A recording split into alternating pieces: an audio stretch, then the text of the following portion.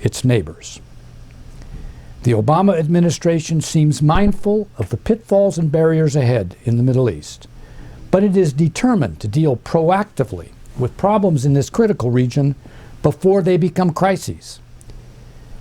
It recognizes that it needs to do this in concert with other nations, and it welcomes frank dialogue with the governments in the region so that they may express their own concerns to us instead of us simply preaching to them. While the U.S. has the strength to use military force if absolutely necessary, it prefers not to do so.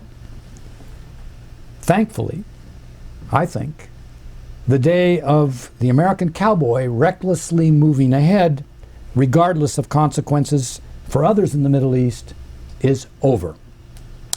Thank you, and thank you, Ms. Fama. I look forward to questions from you and others who are here. Thank you so much for your insightful remarks. I'd like to exercise my privilege as a moderator to ask the first question.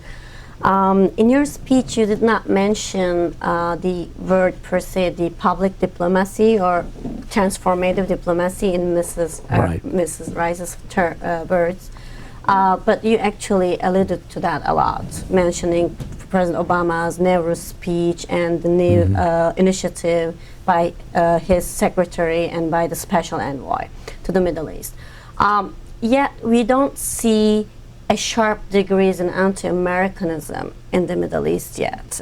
In Turkey, we saw improvements, progress after Secretary Clinton's visit and after President Obama's visit, but Turkey is much better anchored into the West than other Middle Eastern countries.